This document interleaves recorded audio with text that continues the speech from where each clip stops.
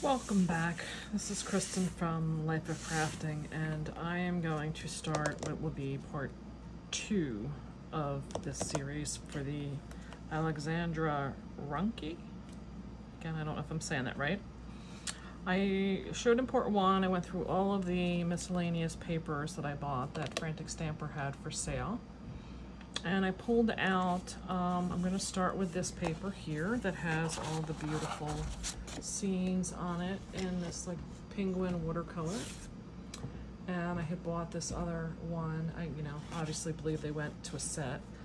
So what I pulled out was a sketch that I felt highlighted the scene that I want to do in the center. I'm choosing to pull out this Queen & Company Foundation 6 die. This was pretty much the largest oval die that I have, and I feel like I could do it here and really highlight this scenery with it. And I used this sketch before. This is Queen & Company sketch, and I really like the way it brings to the forefront whatever you're going to do on the circle.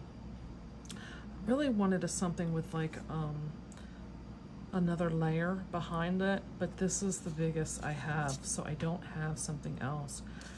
But I do like the way they do, it's another die that's in here that brings that band behind it, and it does bring another pop of color.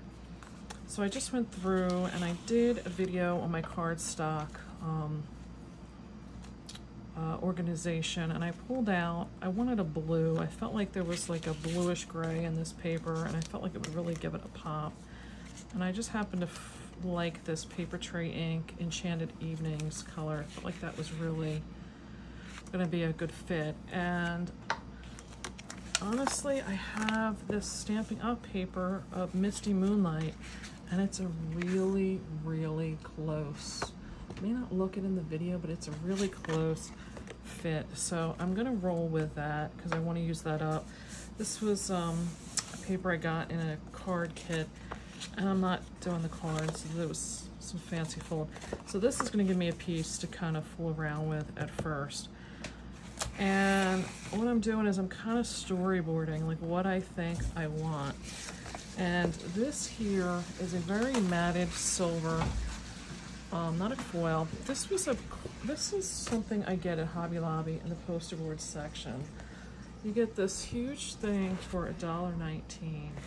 So check out their poster board section.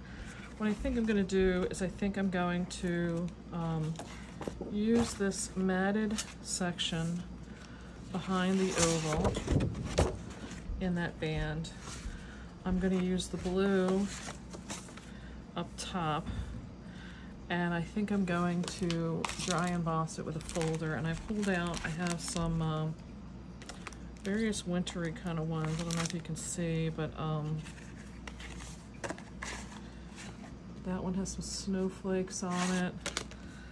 This one I'm thinking it would just give me a nice scroll on the top. I have this one that is a really deep 3D embossing one. I don't know if that's going to be too much for, I think I may need something a little more discreet. And then I have these ones, again, just if I wanted to maybe put something in the corner. Or, this is another favorite. I like how it's got the like wind bursts and this snowflakes. And then I had these ones, I have not tried these yet, from Tim Holtz. These are another like deep embossing folder of snowflakes. My understanding is it just does like a snowflake. It doesn't do like a whole panel. Maybe I'm wrong.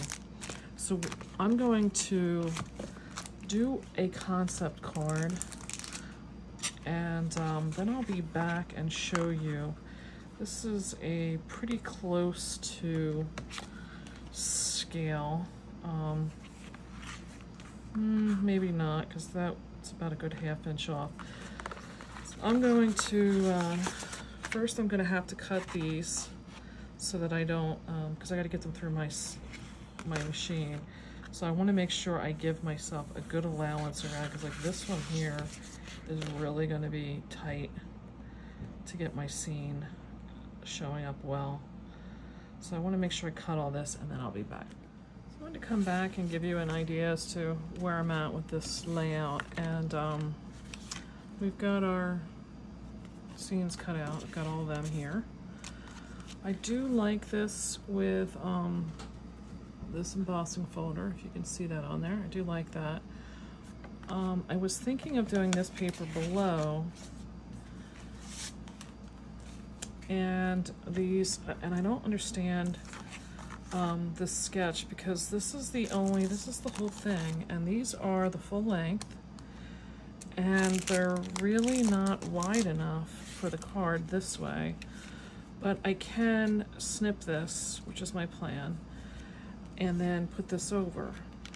But I felt like this kind of got drowned out in this scene. I just didn't feel like this being down here really had that much attention drawn to it. So now what I'm thinking is I'm going to flip this around. I'm going to bring in this and bring this in, and then use, if you can see, this paper is pretty much like in borders for the most part across. I'm going to bring that in as a border, and what I'm going to wind up getting is just like one or two on either side that are going to play into the scene, is what I'm thinking I'm going to do. I'm still really not happy that I didn't get, I would really like to have something behind this, and I haven't figured out. I just feel like if I could get something to draw the edge off of this. So I'm still working on that. I don't know what it's going to be. I'm thinking I'm going to forgo these at this time. I don't know. We'll see. Hello and welcome back. I finished these yesterday and just didn't get to the video yet. This is the final card I came out with. I did one like this where I changed it around, and I did like it a little bit more, but you know what? I felt like the paper really didn't add anything to the card, and I didn't want to waste the paper trying to add to it. I tried doing a couple things where like I cut some of these out and tried to add one to the side. It just did not work. I'm still kind of thinking there's something more that needs to be done, but I kind of just, you got to know when to throw the towel in, and I think I'm kind of done that with this card. Again, the papers were that Alexandra Renke, R-E-N-K-E is how you spell her name. What I wound up using on this paper was the Misty Moonlight blue cardstock from Stampin' Up. One of the things in my stash that I'm kind of trying to use up. What I'm going to try and do is only keep colors to which I'm going to have their printed papers for. I'm not going to just keep paper just to keep it. I used the Stays On black ink and the Misty Moonlight. The reason I had to use Stays On is that I used this like foily poster board I mentioned, and you can't use like your dye inks on that. It just won't dry and it'll just smudge off. So the only thing you can really use on that is the Stays On that I'm familiar with. There may be something else, I don't know. So that was what I used, and the stamp is from this, they're called Lily of the Valley. I just shortened it down for my labeling. This was one I saw off of Jill Norwood's videos that she does, and I really thought it was great. I have a really bad problem with, I lay out my cards and I get them done, and then I have to worry about where I'm putting a sentiment, and most times I don't have a lot of room for it, unless it's a sketch that calls for a location to be. So I like this because it lets me put that sentiment in and be kind of like discreet about it, but not make it look like I forgot about it, if that makes any sense. So they're easy to just fussy cut out, and just, they have such a selection. I mean, you've got 1, 2, 3, 4, 5, 6, 7, 8, 9. You're talking like, what are you talking? This is like 39 sentiments you got here and a blank one. So, you know, the only problem I had is that when you're trying to stamp with Stays On ink on foil, your stamp kind of wants to slide, because the liquid in it, really. So you gotta really just be very gentle and just kind of smack the paper and lift up. One suggestion I have if you do that. The sketch I mentioned before was with Queen & Company's Foundation 6. This was the sketch I was going off of, and that was the oval and this band die. And as I mentioned before, like, it doesn't give you that full, if you're gonna do the 4 1/4, it's great, but you know, this is laid out horizontal, so I had to just snip it and lay them out, which is fine. I mean, you don't even notice. So I used on these, the bottom, I just dry embossed, and I felt like it gave it just something else. And I used the Doris folder, and let me see if I can lay this out in such a way that you can see it. I like this one because it's got the swirls in it and the snowflakes. That gives that blustering, like, wind with the snow coming down feeling to me.